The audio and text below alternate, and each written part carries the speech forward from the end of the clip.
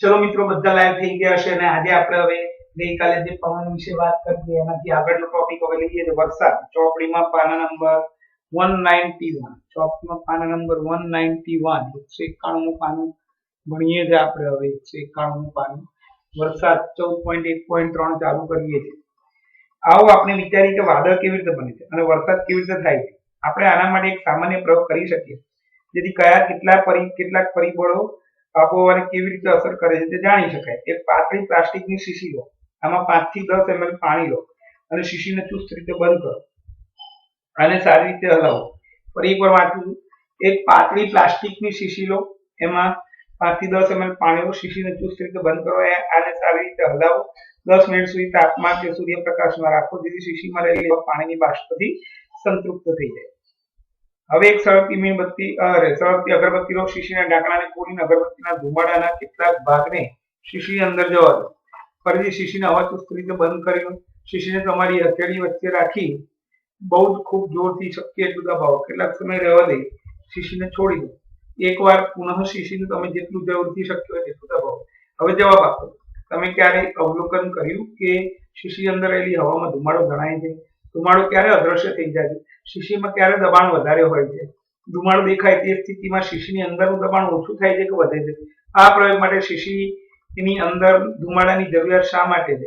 આ પ્રયોગને અગરબત્તીના ધુમાડા વગર કરો ત્યારે શું થશે? હવે એવો પ્રયત્ન કરો અને જુઓ કે અનુમાન સાચું હતું કે ખોટું હતું. ખૂબ જ નાના પાયા પર ઉપરોક્ત પ્રયોગને ફરીથી કરો. જ્યારે પાણીની બાષ્પ ભરેલું તે હવા ઊંચા દબાણવાળા ક્ષેત્રમાંથી ઊંચા દબાણવાળા ક્ષેત્રમાં અથવા તેનાથી વિપરીત વહે છે, ત્યારે શું થાય છે? મિત્રો, પ્રવૃત્તિનો જવાબ વાંચીએ છીએ. ચોપડીમાં ખાલી પ્રશ્ન જ આપે છે, ગાઈડમાં જવાબ વાંચીએ છીએ. ફરી એકવાર ગાઈડમાં 14.1.3 વરસાદ અને એમાં પ્રવૃત્તિ 14.3. એક પાતળી પ્લાસ્ટિકની શીશી લો, એક પ્લાસ્ટિકની પાતળી શીશી લીધી, એમાં 5 થી 10 ml પાણી ભર્યું, પછી શીશીને હવાચુસ્ત રીતે બંધ કરી દીધી અને એકદમ સારી રીતે એને હલાવી અને પછી 10 મિનિટ સુધી સૂર્યપ્રકાશમાં રાખી દીધી.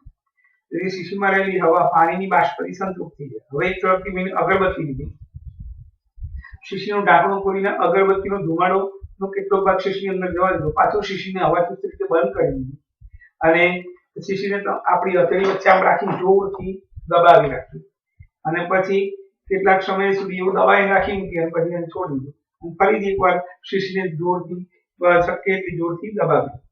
ચલો, પહેલો પ્રશ્ન, તમે ક્યારે અવલોકન કર્યું કે શીશીની અંદર રહેલી હવામાં ધુમાડો જણાય છે? શીશીની અંદર રહેલી હવામાં ધુમાડો ત્યારે દેખાય જ્યારે શીશીને હથેળીના દબાણથી મુક્ત કરવામાં આવે. આપણે એને આમ દબાઈ દઈએ પછી એને છોડી દઈએ ત્યારે અંદર બધે ધુમાડો હોય એવું દેખાય. ધુમાડો ક્યારે અદ્રશ્ય થઈ જશે? જ્યારે શીશીને ફરીથી હથેળીની વચ્ચે રાખી દબાવવામાં આવે ત્યારે. આપણે શીશીને જ્યારે ફરીથી હથેળીની વચ્ચે રાખીને દબાવીશું તો અંદર રહેલો ધુમાડો અદ્રશ્ય થઈ જશે. શીશીમાં ક્યારે દબાણ વધારે હોય? જ્યારે શીશીને બે હથેળી વચ્ચે રાખીને દબાવવામાં આવે ત્યારે શીશીમાં દબાણ વધારે હોય. ધુમાડો દેખાય તે સ્થિતિમાં શીશીની અંદરનું દબાણ ઓછું થાય છે કે વધે છે? ધુમાડો દેખાય તે સ્થિતિમાં શીશીની અંદરનું દબાણ ઓછું થાય છે.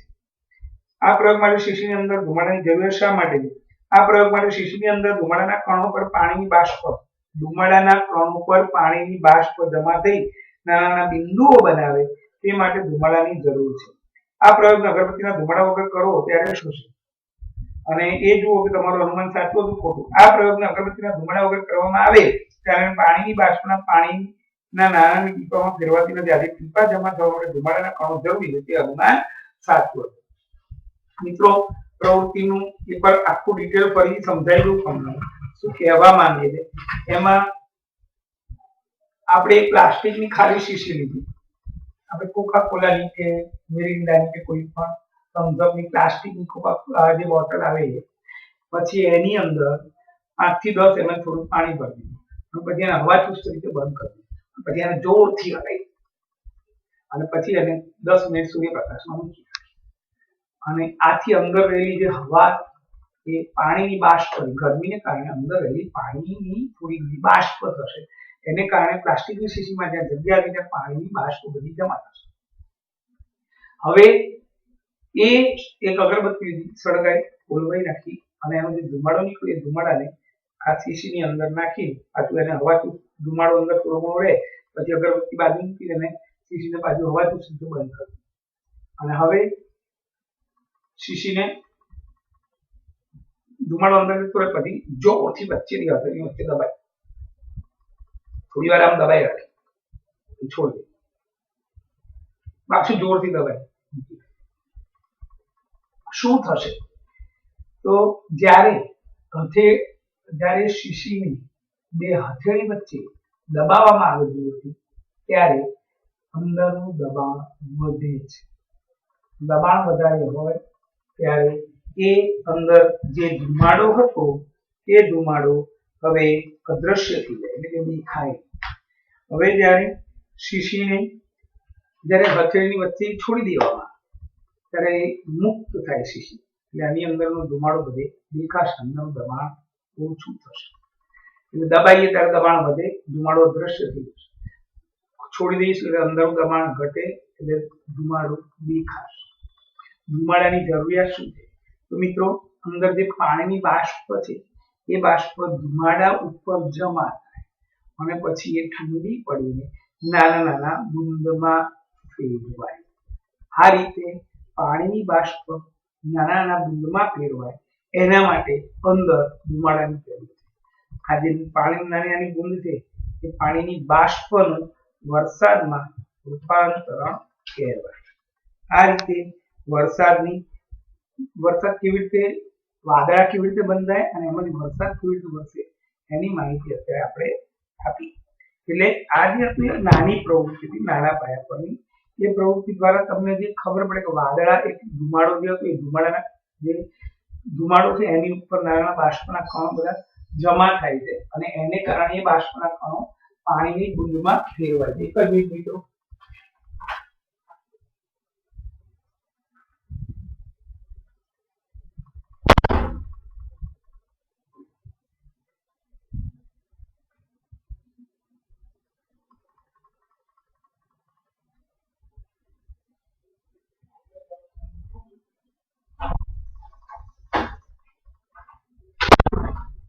ચલો મિત્રો, એટલે આ પ્રવૃત્તિ દ્વારા વાદળા બંધાવાની પ્રવૃત્તિ અને વરસાદ પડવાની પ્રવૃત્તિ નાના પાયે સમજ્યા. હવે એને પરફેક્ટ કેવી રીતે વાદળા બંધાય એની બધી માહિતી ભણીએ. ચોપડીમાંથી પહેલા વાંચીએ છીએ, પ્રવૃત્તિ ખબર પડી જશે, પણ એક વાર પ્રવૃત્તિ બોલી દઉં. પ્લાસ્ટિકની આ પ્રવૃત્તિ બધી બહુ કામની છે સમજવા માટે. એક પ્લાસ્ટિકની નાની શીશી લીધી, એમાં 5 થી 10 ml પાણી ભર્યું, પછી એને હવાથી સુધી બંધ કર્યું, પછી એને જોરથી હલાવ્યું અને પછી સૂર્યપ્રકાશમાં કે ગરમીમાં 10 મિનિટ મૂકી રાખી, એટલે અંદર રહેલી હવામાં પાણીની બાષ્પ જમા થઈ. બોટલની અંદર હવે પાણીની બાષ્પ થોડી ઘણી આવી ગઈ. હવે એક અગરબત્તી લીધી, એને સળગાવી, પછી એનો ધુમાડો બોટલમાં ઢાંકણું ખોલીને એમાં થોડો ઘણો ધુમાડો બોટલની અંદર નાખ્યો અને પછી એને હવાથી રીતે બંધ કરી શીશીને જોરથી બે હથેળીની વચ્ચે રાખીને દબાવી અને પછી એને છોડી પાછી ફરીથી દબાવી, થોડી વાર રહેવા દીધી પછી છોડી. તમને શું જોવા મળે? જ્યારે બે હથેળી વચ્ચે શીશીને દબાવવામાં આવે ત્યારે ધુમાડો અદ્રશ્ય થઈ જાય, કારણ કે અંદર દબાણ વધે છે, તો ધુમાડો બધે ફેલાઈ જાય, દેખાય નહીં. અને જ્યારે એને છોડ દઈએ ત્યારે અંદરનું દબાણ ઘટી જાય. અંદરનું દબાણ ઘટી જાય એટલે અંદર રહેલો ધુમાડો આપણને દેખાય. મિત્રો, ધુમાડાની શું જરૂર? અંદર જે પાણીની બાષ્પ હતી એ ધુમાડા ઉપર જમા થાય. એ પાણીની બાષ્પ જે ધુમાડા ઉપર જમા થાય છે, એ પાણીની બાષ્પ નાના પાણીને બુંદમાં ફેરવવા માટે ધુમાડાની જરૂરિયાત છે. આ પ્રયોગમાં જો ધુમાડો, અગરબત્તીનો ધુમાડો ન લેવામાં આવે તો પાણીના બુંદની રચના થાય નહીં, માત્ર પાણીની બાષ્પ રહે. આથી આ પ્રવૃત્તિમાં ધુમાડો ખૂબ જ જરૂરી છે. ચલો, દિવસના સમય પાના નંબર 191 માં હવે આ પેરેગ્રાફ આપણે વાંચીએ છીએ. દિવસના સમયે દેખાયો 191 પાનું. વરસાદમાં આ બાજુનો પેરેગ્રાફ બધા જોડે ચોપડીને ગાઈડ જોડે જ રાખવાની, મેં કહ્યું છે આ બધા પાઠોમાં. આમાં વાંચવાનું હોય, સમજવાનું હોય, 1-2 વાર લખી લે એમને યાદ રહી જાય. દિવસના સમયે જ્યારે પાણીનો ભાગ ગરમ થઈ જાય ત્યારે ખૂબ જ વધારે માત્રામાં પાણીની બાષ્પ બને અને આ બાષ્પ હવામાં રહે. પાણીની બાષ્પ કેટલીક માત્રામાં વિવિધ પ્રકારની જૈવિક ક્રિયાઓને કારણે વાતાવરણમાં જતી રહે. પાણીની બાષ્પ કેટલીક માત્રામાં વિવિધ પ્રકારની જૈવિક ક્રિયાઓને કારણે વાતાવરણમાં જતી રહે. આ હવા પણ ગરમ જાય. ગરમ હવા તેની સાથે પાણીની બાષ્પને લઈને ઉપરની તરફ જાય. જેથી હવા ઉપરની તરફ જાય કે તરફ તે ફેલાઈને વિસ્તાર પામે, ઠંડી પડે. ઠંડી હવા હોવાને લીધે હવામાં રહેલ પાણીની બાષ્પ નાના પાણીના ટીપામાં સંઘનન કે સંગઠિત થાય, પાણીમાં સંઘનન સરળતાથી થાય. કોઈ કણ કેન્દ્રમાં રહીને તેની ચારે તરફ પાણીના ટીપાને જમા કરે. સામાન્ય રીતે હવામાં રહેલી ધૂળના રજકણ અને બીજા નિલંબિત કણો કેન્દ્રસ્થ કણના સ્વરૂપમાં કાર્ય કરે. એકવાર જ્યારે પાણીના ટીપાનું નિર્માણ થઈ જાય ત્યારે તેઓ સંગઠિત હોવાને લીધે મોટા મોટા બનતા જાય. જ્યારે આ ટીપા મોટા અને ભારે બની જાય ત્યારે તેઓ વરસાદના સ્વરૂપમાં નીચે પડે છે, એટલે પૃથ્વી પર પડે. ક્યારેક હવાનું તાપમાન ખૂબ જ ઓછું થઈ જાય ત્યારે હિમવર્ષા કે બરફના કરા સ્વરૂપમાં પણ તે રૂપાંતરિત થાય છે. વરસાદ પવનોની ભાત કે દિશા પર આધાર રાખે છે. ભારતમાં મોટે ભાગે ભૂમિ વિસ્તારમાં વરસાદ દક્ષિણ પશ્ચિમ ઉત્તર પૂર્વીય વરસાદી પવનને લીધે થાય છે. આપણે આબોહવા ખાતાની સૂચનાઓ સાંભળેલી છે કે બંગાળ ખાડી પર હવાનું દબાણ ઓછું હોવાને લીધે કેટલાક વિસ્તારમાં વરસાદ થશે. મિત્રો બહુ સરસ વરસાદની માહિતી શું કીધું ફરી એકવાર વાંચું છું, સમજાવું છું, ગાઈડવાળી વાંચીશ, ફરી સમજુ. જેટલી વાર સાંભળશો એટલી વાર ઈઝી યાદ રહી જાય. દિવસના સમયે જ્યારે સૂર્યની ગરમીથી પાણીનો ભાગ ગરમ થાય છે ત્યારે ખૂબ જ વધારે માત્રામાં પાણીની બાષ્પ બને. આ બાષ્પ હવામાં ઉપર જાય છે, હવામાં વહે છે, અહીંયા બધું પાણીની બાષ્પ બધે થઈ જાય. હવે જ્યારે જમીનની નજીકની હવા સૂર્યની ગરમીને કારણે સૂર્યના કિરણો જમીન પર પડે, અથડાય, પરાવર્તન પામીને પાછા થાય, અહીંયા વાતાવરણમાં ગરમીનું પ્રમાણ વધે અને એને કારણે વાતાવરણમાં જે હવા છે એ હવા ગરમ બને. ગરમ હવા પાતળી હવા ઉપર જાય. એટલે ગરમ હવા પાતળી હવા એ ઉપર જાય ત્યારે એની જોડે રહેલી પાણીની બાષ્પ પણ એની સાથે સાથે ઉપર જાય. એ હવા જેમ જેમ ઉપર જાય એમ હવા ઠંડી પડે, હવા વિસ્તરતી જાય. એટલે હવા ઠંડી પડે એની સાથે હવાનું વિસ્તરણ થાય, એની સાથે પાણીની બાષ્પ પણ ઠંડી પડે. પાણીની બાષ્પ ઠંડી પડે એટલે એ હવામાં રહેલા ધૂળના રજકણો કે નિલંબિત કણો ની આજુબાજુ પાણીના બુંદની રચના થાય. પાણીની બાષ્પ ઠંડી પડે, જેમ ગેસ આપણે કુકરમાં કઈ વસ્તુ મૂકીએ પછી એમાંથી વરાળ નીકળે, પછી એ કુકર ઠંડુ પડે ને તમે ઢાંકણું ખોલશો ને જોશો અંદરની તરફ અંદર પાણીના ટીપા બાજેલા છે. એ શું હતું? તો જે પાણીની વરાળ આવી અથડાઈ ઉપર ઢાંકણાની અંદર અહીંયા બધે, અને પછી આપણે એને બંધ કરી દીધું, થોડી વાર રહેવા દીધું એટલે ઠંડુ પડ્યું. પાણીની બાષ્પ ઠંડી પડી એટલે બુંદમાં પરિણમી. અહીંયા પણ એવું જ થયું કે ઉપર જે પાણીની ગરમ હવા જે ઉપર ગઈ એની સાથે પાણીની બાષ્પ ઉપર ગઈ, ગરમ હવાનું વિસ્તરણ થયું.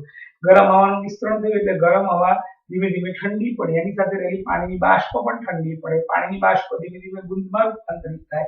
એ વખતે એ હવામાં જે નિલંબિત કણ કે ધૂળના રજકણ હતા એની આજુબાજુ પાણીના બધા ભેગા થઈ જાય એટલે સંઘનન થાય, સંગત્રિત થાય.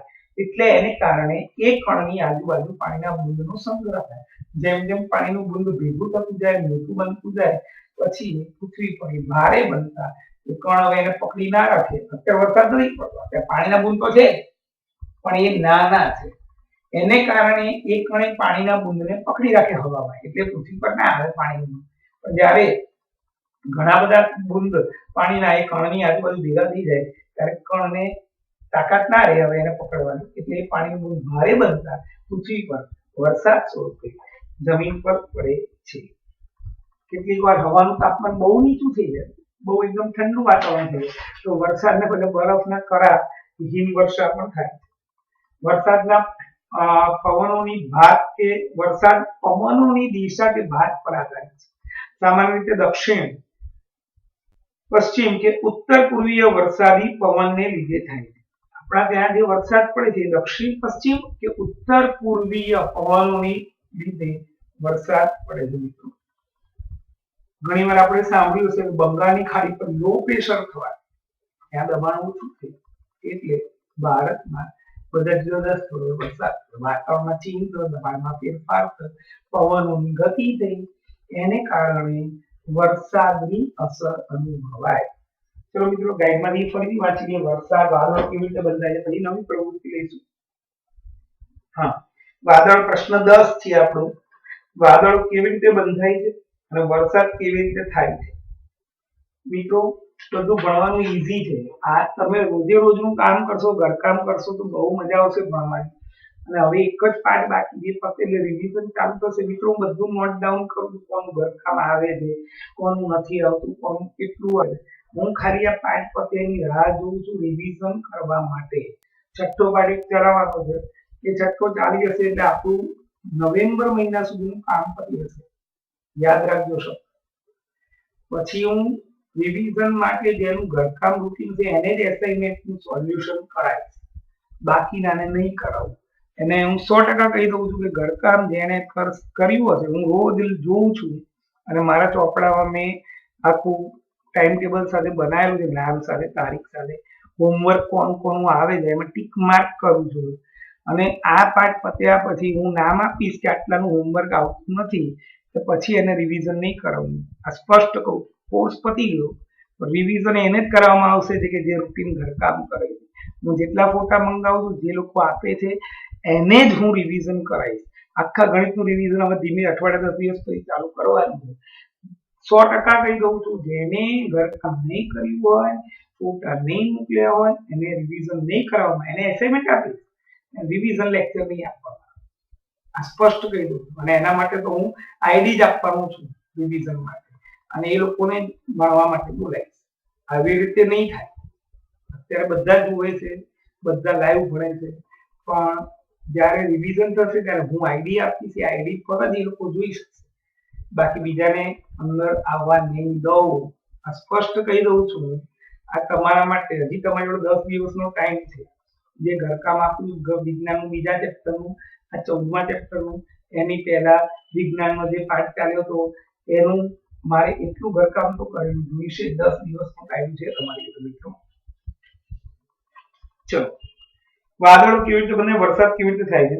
પૃથ્વી પરના જળ સ્ત્રોતમાં દિવસના સમયે પાણીનો ભાર ગરમ થાય. નદી, તળાવ, સરોવર, દરિયા, કોઈ પણ જગ્યાએ પાણી હોય એની પર સૂર્યની ગરમી પડે, એને કારણે એ જળાશયની ઉપરનો જળ સ્ત્રોતની ઉપરની સપાટીનો પાણીનો ભાર ગરમ થાય, એને કારણે વધુ માત્રામાં પાણીની બાષ્પ બને. બહુ જ બધી બાષ્પ બને. એ બાષ્પ હવામાં વહે. અહીંયા બધે પાણીની બાષ્પ બધી જગ્યાએ હોય. અત્યારે હું ઉભો છું અહીંયા હવે એમાં પાણીની બાષ્પ હોય તો જ આ ભેજ લેવું લાગે, અને તેને કારણે આપણે પરસેવો થાય. પાણીની બાષ્પ કેટલીક માત્રામાં વિવિધ જૈવિક ક્રિયાને કારણે વાતાવરણમાં, ધીમે ધીમે કેટલીક જૈવિક ક્રિયાઓને કારણે પાણીની બાષ્પ વાતાવરણમાં જાય. પછી સૂર્યની ગરમીથી સૂર્યની કિરણો જમીન પર પડે, આ કિરણો થઈને પાછા વાતાવરણમાં ગયા, એટલે વાતાવરણની હવા ગરમ થઈ. આ ગરમ હવા પાતળી બને અને ગરમ હવા ઉપર જાય. એ ગરમ હવા પાણીની બાષ્પને પણ પોતાની સાથે ઉપર લઈ જાય. જેમ જેમ હવા ઉપર તરફ ઉઠે તેમ તેમ તેનું વિસ્તરણ થતા તે ઠંડી પડે. હવા જેમ ઉપર ગઈ તેમ ઠંડી પડી, એનું વિસ્તરણ થયું એટલે ઠંડી પડી, અને એની સાથે પાણીની બાષ્પ પણ ઠંડી પડી, અને એને લીધે એ પાણીની બાષ્પનું નાના નાના પાણીના બુંદમાં રૂપાંતરણ થયું. અને એ પાણીના નાના બુંદ કોઈ ચોક્કસ નિલંબિત હવાના કોઈ નિલંબિત કણ કે દૂરના રજકણોની ઉપર કેન્દ્રિત સંઘનન થાય, સંગ્રહિત થાય, સંઘનત્ર થાય, ભેગા થાય, અને એને કારણે એ પાણીનું બુંદ ધીમે ધીમે મોટું બનતું જાય અને એ ભારે બને ત્યારે કણ એનું વજન સહન ના કરી શકે એટલે પાણીનું બુંદ પૃથ્વી પર નીચે પડે, જે વરસાદ તરીકે ઓળખાય. ઠંડી હવામાં રહેલી પાણીની બાષ્પ નાના બિંદુઓમાં ફેરવાઈ જાય. હવામાં તરતા ધૂળના રજકણ અને અન્ય દ્રવ્યો પાણીના નાના બિંદુઓને તેમની ફરતે એકત્રિત કરે. મોટા પ્રમાણમાં પાણીના નાના બિંદુઓ એકત્રિત થતા વાદળો બંધાય.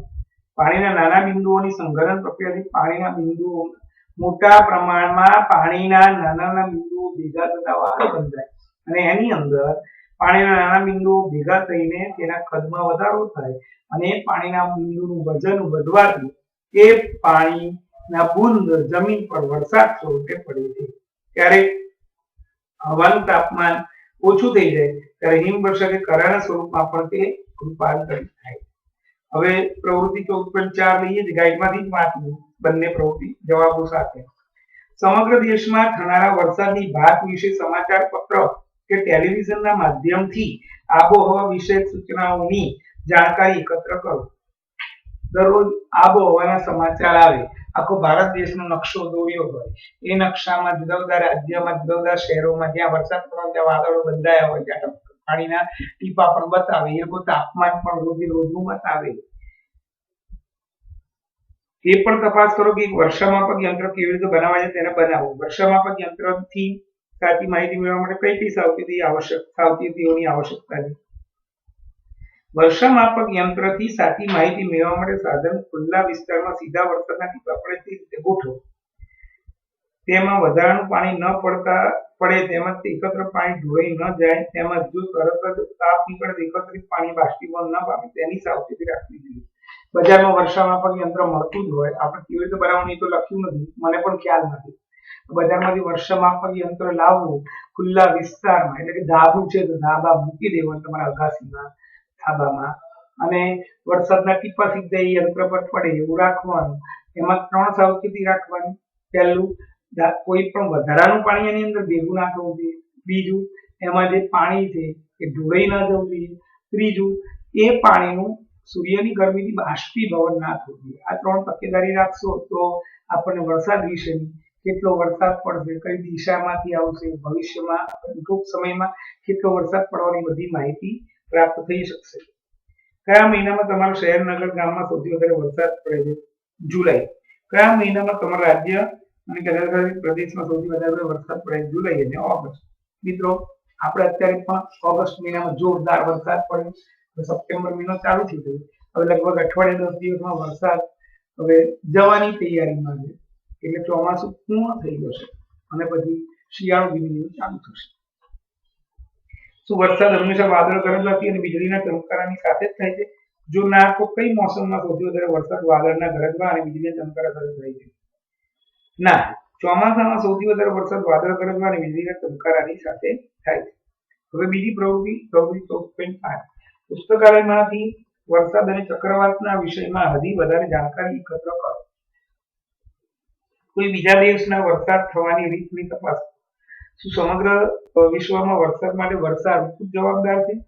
આપણા દેશમાં મોટાભાગનો વરસાદ ચોમાસામાં હોય છે, પરંતુ વિશ્વના કેટલાક દેશો એવા છે કે જેમાં વરસાદ શિયાળા અને ઉનાળામાં પણ થાય છે. ઘણા ત્યાં 12 માસ વરસાદ થતો હોય અને બરફવાળા વિસ્તારમાં તો ગમે ત્યારે હિમવર્ષા પણ થતી હોય છે મિત્રો. એટલે આપણે હવે વરસાદની ટોટલ માહિતી મળી. હવે હવાનું પ્રદૂષણ ચાલુ થાય છે. પહેલા ચોપડીમાંથી વાંચીએ એટલે હવાનું પ્રદૂષણ એટલે કે વાયુ પ્રદૂષણ. 14.1.4 14.1.4 વાયુનું પ્રદૂષણ અને પાના નંબર 192 એ વાંચું છું, પછી સમજાવું છું, પાછું ગાઈડમાંથી વાંચીએ સમજાય. મિત્રો, ધ્યાનથી ભણશો, બહુ મજા આવશે. સહેલું છે. વરસાદ કેવી રીતે વરસે, વાદળ કેવી રીતે બધે આવશે. ગઈકાલે આપણે પવનની બધી માહિતી આવડી. હવે આપણે વાયુનું પ્રદૂષણ કેવી રીતે થાય એ ભણીશું. પાણી અદ્ભુત પ્રવાહી એની વાત કરીશું. ધીમે ધીમે આ 4 લેક્ચરનો બાકી છે, હજી પૂર્ણ થઈ જશે. હજી પણ તમને કહું મારું કામ પૂર્ણ થઈ જશે. જે ઘરકામ નહીં કરે એને રિવિઝન નહીં થાય. રિવિઝનમાં હું આખું દરેક ચેપ્ટરનું એસાઇનમેન્ટ આપું. એ એસાઇનમેન્ટ આખું બોર્ડ પર સોલ્વ કરાવીશ. એમાં બધું જ આવી ગયું હશે. 1 માર્ક, 2 માર્ક, 3 માર્ક ગણિતનું બધું છે. પણ જેને હોમવર્ક કર્યું એને હું ટીક માર્ક કરું મારા ચોપડામાં અને એને જ રિવિઝન કરીશ. બાકી અને એ વખત હું આઈડી જનરેટ કરી નાખું. એટલે આઈડી વગર તમે મારી પરમિશન વગર તમે અંદર દાખલ થઈ શકશો નહીં. તમારી જોડે અઠવાડિયાનો ટાઈમ છે. વિજ્ઞાનનું બીજું ચેપ્ટર, વિજ્ઞાનનો 14મો પાઠ અને વિજ્ઞાનનો એની આગળનો બીજા પાઠ જે પાઠ ચાલ્યો હતો એ પાઠ હું ઘરકામ કરેલું જોઈશે જ. ચલો મિત્રો, વાયુનું પ્રદૂષણ, એર પોલ્યુશન. આપણે સમાચારોમાં સાંભળીએ છીએ કે નાઇટ્રોજન અને સલ્ફરના ઓક્સાઇડનું સ્તર વધી રહ્યું છે. લોકો દુઃખ પણ વ્યક્ત કરે છે કે તેઓના બાળપણથી લઈ અત્યાર સુધીમાં હવાની ગુણવત્તામાં ઘટાડો. આપણે જ્યારે નાના હતા અમે લોકો અથવા તમારા મમ્મી પપ્પા બાળક હતા ત્યારે એ વખતની જે શુદ્ધ હવા, જે વાતાવરણ હતું, અત્યારના સમયમાં એવું શુદ્ધ હવા વાતાવરણ એમાં ઘટાડો. એનું મુખ્ય કારણ શું છે કે વાતાવરણમાં નાઇટ્રોજન અને સલ્ફરના ઓક્સાઇડના સ્તરોનું પ્રમાણ વધવું. અને કેમ વધ્યું એનું મુખ્ય કારણ પણ આપણે બધા જ છીએ. જુદી જુદી માનવ પ્રવૃત્તિઓ, અને માનવ પ્રવૃત્તિઓને કારણે બિનજરૂરી નાઇટ્રોજન અને સલ્ફરના ઓક્સાઇડના સ્તરો વાતાવરણમાં જમા થાય અને એને કારણે હવાનું પ્રદૂષણ થાય છે. ચલો, અશ્મિ બળતણ જેવા કે કોલસો અને પેટ્રોલિયમ પદાર્થોમાં નાઇટ્રોજન સલ્ફર બહુ ઓછી માત્રામાં. જ્યારે આ બળતણનું દહન થાય ત્યારે નાઇટ્રોજન અને સલ્ફર પણ તેઓની સાથે સળગે. અને નાઇટ્રોજન સલ્ફરના વિવિધ ઓક્સાઇડ ઉત્પન્ન કરે છે. આ વાયુઓને શ્વાસના રૂપમાં લેવો નુકસાનકારક છે, પરંતુ તેઓ વરસાદના પાણીમાં ભળી જઈ એસિડ વર્ષા પણ કરે છે. અશ્મિ બળતણોનું દહન હવામાં નિલંબિત કણોની માત્રામાં પણ વધારો કરે છે. તે નિલંબિત કણો સળગ્યા વગરનો કાર્બન કણ કે પદાર્થ પણ હોઈ શકે, જેઓને હાઇડ્રોકાર્બન કહેવામાં આવે છે. આ બધા પ્રદૂષકોનું વધુ પ્રમાણ વાતાવરણને ધૂંધળું બનાવે છે. ખાસ કરીને શિયાળાની ઋતુમાં જ્યારે પાણી પણ હવાની સાથે સંઘનિત હોય ત્યારે આપણે ધુમ્મસ કહીએ છીએ અને તે હવાના પ્રદૂષણની તરફ સંકેત કરે છે. અભ્યાસ પરથી આપણે નિર્ણય પર આવ્યા છીએ કે આ પદાર્થોવાળી હવામાં શ્વાસ લેવાથી કેન્સર, હૃદયરોગ, એલર્જી જેવા રોગો થવાની સંભાવના વધતી જાય છે. હવામાં રહેલા હાનિકારક પદાર્થનો વધારો થાય છે તેને હવાનું પ્રદૂષણ કહેવાય. મિત્રો, હવાનું પ્રદૂષણ વધ્યું અથવા થાય છે એનું મુખ્ય કારણ છે નાઇટ્રોજન અને સલ્ફરના વિવિધ ઓક્સાઇડો વાતાવરણમાં ભળે. પણ આયા ક્યાંથી? મેં તમને કીધું માનવ પ્રવૃત્તિ. સૌથી મહત્વની વસ્તુ એ છે કે બાળક પહેલાના સમયમાં અમે ભણતા ત્યારે 12 ધોરણ સુધી નહીં, કોલેજ સુધી સાયકલ લઈને જતા હતા. અથવા ટ્રાન્સપોર્ટેશન માટે પરિવહન વાહન જે હતું એ કોમન, એટલે બધા એક સાથે બસમાં જાય. ટ્રાન્સપોર્ટેશનનો એટલો જે બળતણનો વપરાશ છે એ ઓછો. અત્યારે તો દરેકને ઘરમાં ઇન્ડિવિડ્યુઅલ વ્યક્તિગત 2 વ્હીલર જોઈએ. એનો મતલબ શું થયો કે દરેક ઘરમાં 4 જણા 3 2 વ્હીલર તો હોય. હવે દરેક 2 વ્હીલર દરરોજ જેટલું પેટ્રોલ વાપરે એ પેટ્રોલ બળતણ છે એ અશ્મિ બળતણ, કોલસો અને પેટ્રોલિયમમાંથી પેટ્રોલ, ડીઝલ, કેરોસીન, ઉંદર, બળતણ, ડામર એ બધા છૂટા પડે. એમાંથી આપણે આ જુદા જુદા પ્રકારે પેટ્રોલનો બળતણ તરીકે ઉપયોગ કરીએ. આનો ઉપયોગ કરીને જે એન્જિનની અંદર એનું દહન થાય, પરિણામે એનો જે ધુમાડો ઉત્પન્ન થાય એ ધુમાડો ખરેખર એ જે પેટ્રોલિયમ પેદાશો હતી એની અંદર નાઇટ્રોજન અને સલ્ફરના અલ્પ માત્રામાં કણો, પણ જ્યારે એન્જિનમાં આ પેટ્રોલિયમ પેદાશનું દહન થાય અથવા બળતણ તરીકે એનું દહન થાય, એમાં રહેલા અલ્પ માત્રાના નાઇટ્રોજન અને સલ્ફરના કણોનું પણ દહન થાય. નાઇટ્રોજન અને સલ્ફરના કણોનું દહન થાય એટલે કે એમાં દહન એટલે ઓક્સિજન સાથે સીધી દહન પ્રક્રિયા. મિત્રો, આપણે જે એક્ટિવા ચાલુ કરીએ, બાઇક ચાલુ કરીએ, સ્કૂટર ચાલુ કરીએ તો એની અંદર જ્યારે આપણે ચાલુ કરીએ ને ત્યારે એની અંદર હવા જાય. એ હવા પેટ્રોલ સાથે સંયોજાય, અંદર ઘર્ષણ ઉત્પન્ન થાય પિસ્ટન જોડે, અને એની અંદર તણખો થાય સ્પાર્ક પ્લગ દ્વારા. એ તણખો હવા મિશ્રિત આ પેટ્રોલમાં જાય, એટલે હવા મિશ્રિત પેટ્રોલ સળગે અંદર, અને સળગી જાય એટલે એમાંથી ઉર્જા ઉત્પન્ન થાય. એ ઉર્જાનો ઉપયોગથી એન્જિન ચાલે અને આપણું વ્હીકલ આગળ ચાલે. અને જે ધુમાડો ઉત્પન્ન થયો એ પાછળ સાયલેન્સરમાંથી બહાર. એ ધુમાડામાં નાઇટ્રોજનના જે કણ હતા એનું પણ દહન થઈ ગયું હોય અને સલ્ફરના કણ હતા એનું પણ દહન થઈ ગયું હોય. એટલે ધુમાડાની અંદર nitrogen dioxide, nitrogen oxide, NO2, NO, N2O, sulphur dioxide, SO2 વગેરે વિવિધ વાયુઓ ઓક્સાઇડ સ્વરૂપે હોય, અને એ મોટે ભાગે CO2 હોય. અપૂર્ણ દહન થાય તો CO હોય. CO તો સૌથી ઝેરી વાયુ. CO2 નીકળતો હજી થોડું ઘણું ચલાવી લઈએ કારણ કે એનો વપરાશ થઈ જાય છે લીલી વનસ્પતિ દ્વારા. પણ NO2, NO, SO2 બધા વાતાવરણમાં જાય. હવે એ વાયુઓ આપણા શ્વાસમાં જાય તો આપણને પણ નુકસાન કરે. એ વાયુઓ ધીમે ધીમે વાતાવરણમાં ફેલાય. એ વાયુઓ પછી ધૂળના રજકણો અને પાણીની બાષ્પ આ બધું ભેગું થાય એટલે ધુમ્મસ થઈ જાય. અને ધુમ્મસની જે પરિસ્થિતિ સર્જાય એમાં શ્વાસ લઈએ તો આપણને શ્વસન તંત્રના રોગો થાય, કેન્સર થઈ શકે છે અને એલર્જી જેવા ભયંકર રોગો પણ થઈ શકે. મિત્રો, એટલે આ વાયુ પ્રદૂષણ ન થાય એના માટે આપણે બને તેટલું કોમન પરિવહનનો ઉપયોગ કરવો જોઈએ. એટલે બધા એક સાથે સ્કૂલે આવતા એક જ એરિયામાંથી 5-10 જણાએ ભેગા થઈને એક જ રિક્ષા કે એક જ બસમાં આવવું જોઈએ, એક જ વાળાને બંધાઈ દેવું જોઈએ. દરેકના પેરેન્ટ્સ અલગ અલગ મૂકવા આવે, દરેક અલગ અલગ વ્હીકલ લઈને આવે તો નુકસાન કોને થાય? વાતાવરણ.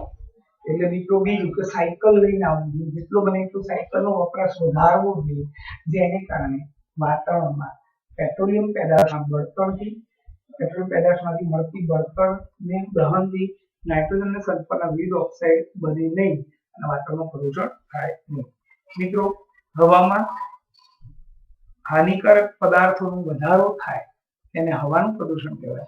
આ હાનિકારક પદાર્થોને પ્રદૂષકો કહેવાય.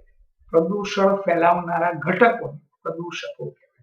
ડાયરીમાંથી વાંચીએ છીએ અને પછી પ્રવૃત્તિ પણ વાંચી લઈએ. પછી ઇન્ટેક્સ પ્રશ્ન લઈ લઈશું મિત્રો. ચલો, પ્રશ્ન 11, હવાનું પ્રદૂષણ એટલે શું? પ્રશ્ન 11, હવાનું પ્રદૂષણ એટલે શું? હવાનું પ્રદૂષણ કેવી રીતે થાય તેની હાનિકારક અસરો જણાવો. હજી વાંચતા પહેલા એકવાર કહી દઉં, 10 દિવસ પછી રિવિઝન ચાલુ થશે. જેનું હોમવર્ક નથી આવતું એને હું આઈડી જનરેટ કરવા નહીં દઉં રિવિઝનમાં. એટલે મહેરબાની કરીને બીજો પાઠ વિજ્ઞાનનો, 14મો પાઠ અને ત્યારે જે ચાલે તો એક પાઠ, તેનું બધું જ ભરકામ પૂર્ણ કરવું પડશે. કાલે પણ હું લેક્ચર લઈશ. સોમવારે એક્ઝામ લેવાનું છે, એનું પેપર હું તમને આપી દઈશ. પેપર મોઢે કરીને લખવાનું છે. બીજા પાઠમાં 1 થી 33 પ્રશ્નોનું પેપર મેં આપ્યું હતું, મોઢે કરીને તમે કરવી. આઈએમપી પ્રશ્ન 34 થી 57 પ્રશ્ન બીજા પાઠના લીધે એના પ્રશ્નમાંથી હું બધી પદ્ધતિઓ, તફાવત મને જે યોગ્ય લાગશે હું આપીશ. એ પણ મોઢે કરીને લખવાનું છે. જે પેપર મોઢે કરીને લખવાનું હોય એને તપાસવાનું ના હોય, તમારે જાતે તપાસવાનું હોય કે ભાઈ કયા જવાબમાં તમારે ભૂલ પડી છે. અને માર્ક મૂકવાની કઈ જરૂર નથી, પણ જે જવાબ ભૂલ પડી હોય, ના લખ્યો, 2 વાર લખવાની જવાબદારી તમારી આવશે. એટલે હું કાલે ભણાવીશ, રવિવાર રજા રહેશે, સોમવારે પેપર આપીશ.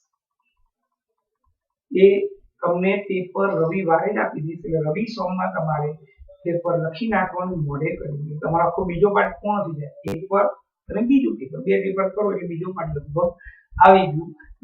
એકાદ માર્કનું સિવાય, બાકી બધું 2 ગુણ, 3 ગુણ, 4 ગુણ તેમાં આવી જાય. 1 ગુણના પ્રશ્ન લગભગ બધા આવી જશે. ચલો, પ્રશ્ન 11, હવાનું પ્રદૂષણ એટલે શું? હવાનું પ્રદૂષણ કેવી રીતે થાય છે તેની હાનિકારક અસરો જણાવો. અથવા હવાની ગુણવત્તા કેવી રીતે ઘટે છે, આ ગુણવત્તામાં ઘટાડો કઈ અસર કરે તે જણાવો. હવાનું પ્રદૂષણ, હવામાં હાનિકારક પદાર્થોના ઉમેરાવાથી તેની ગુણવત્તામાં થતા ઘટાડાને હવાનું પ્રદૂષણ કહેવાય.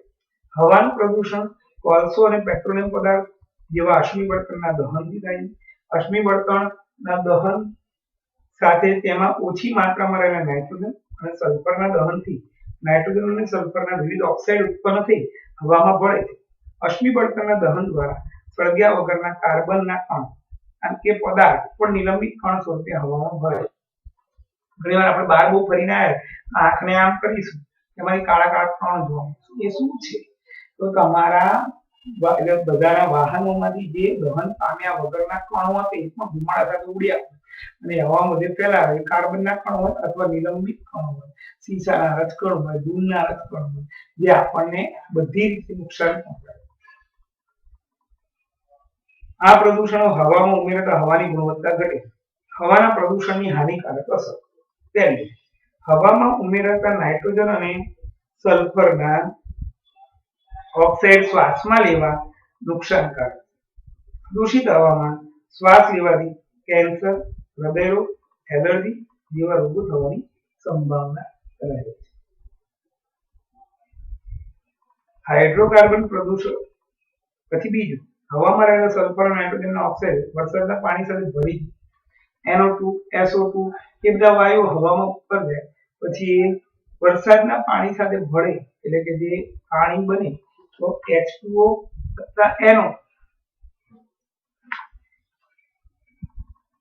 NO2 વત્તા H2O આ હવામાં રહેલું પાણી બાષ્પ અથવા ભેજ અથવા પાણી, અને આ nitrogen dioxide HNO3 nitric acid, SO2 વત્તા H2O તો H2SO4 અથવા SO3 સલ્ફ્યુરિક એસિડ અથવા સલ્ફ્યુરસ એસિડ બને.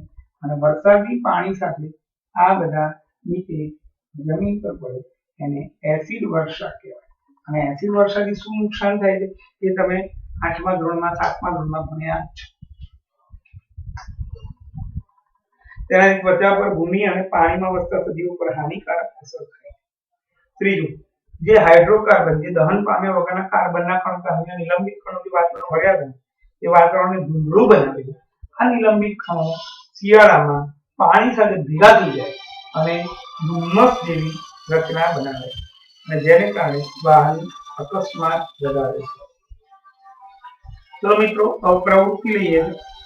14.6 લાઇકેન નામના સજીવ હવામાં રહેલ સલ્ફર ડાયોક્સાઇડના સ્તર પ્રત્યે વધારે સંવેદનશીલ હોય છે.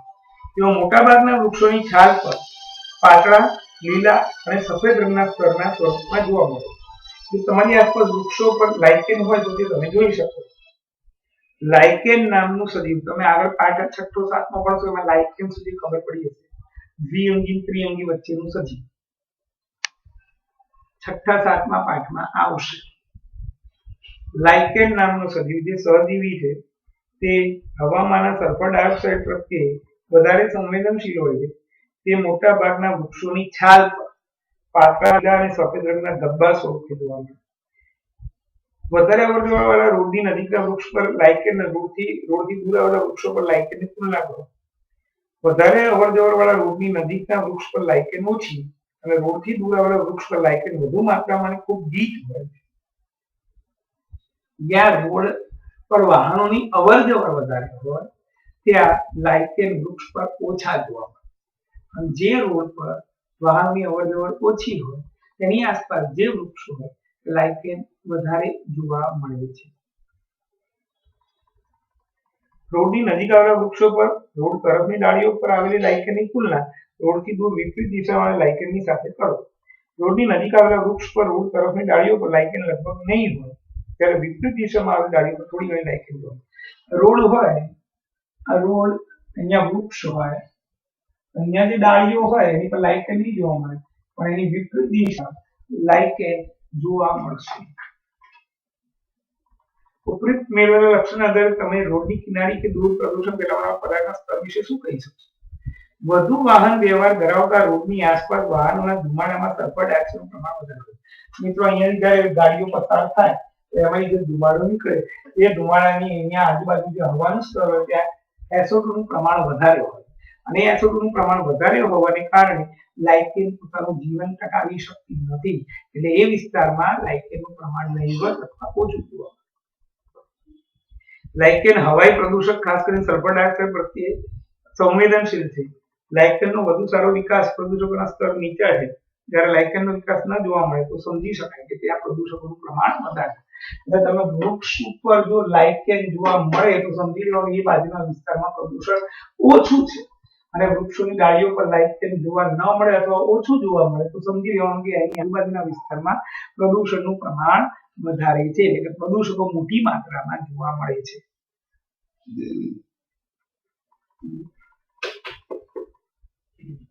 મિત્રો, હવે ઇન્ટેક્સ પ્રશ્ન 12, 13, 14, 15, 16 આજના હોમવર્કમાં ગાઈડમાંથી પ્રવૃત્તિ સહિત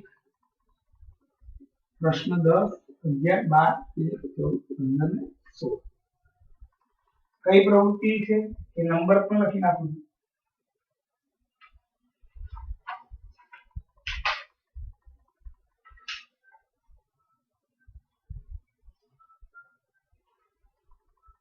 .3, 14.4, 14.5, 14.6 સવાલ જવાબ સાથે લખ. આ પ્રવૃત્તિ એક વાર લખી અને આ જવાબ 2 વાર.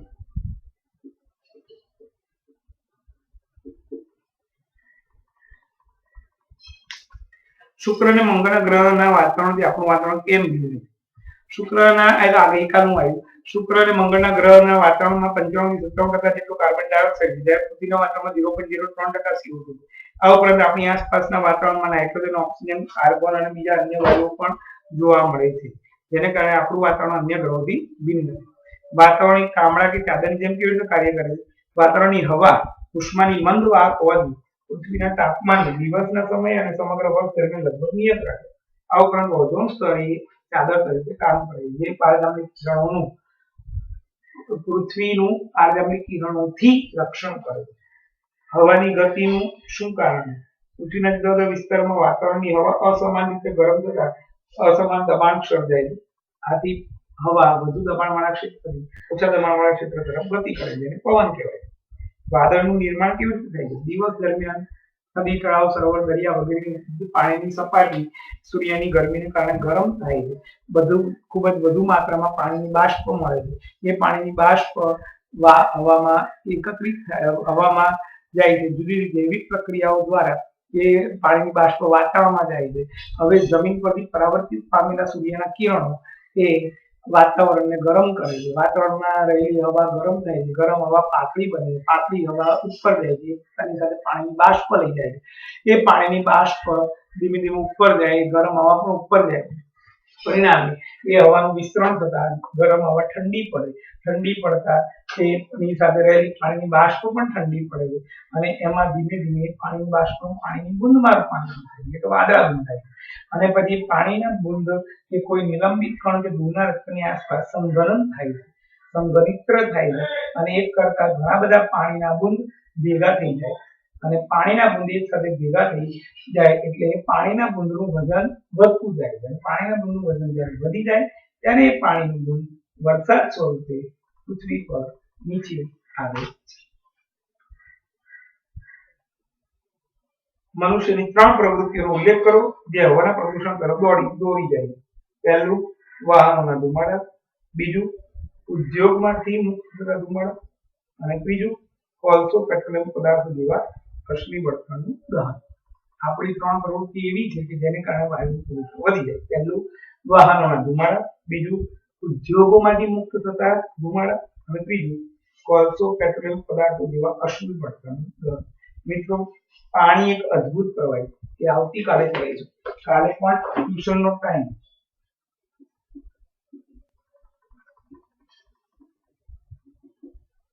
11 થી 12 સાયન્સ છે, 12 થી 1 એસએસ છે. ફરી એકવાર કીધું, કાલે શનિવારે 12/9/2020 ટ્યુશન સમય 11 થી 12 સાયન્સ, 12 થી 1 એસએસ. મિત્રો, છેલ્લી વાર યાદ કરાવી દઉં, અઠવાડિયા પછી હું ગણિતનું એસાઇનમેન્ટનું રિવિઝન કરાવવાનું. ડેલી બધામાં નામ લખ્યા છે તારીખ સાથે ડાયરીમાં.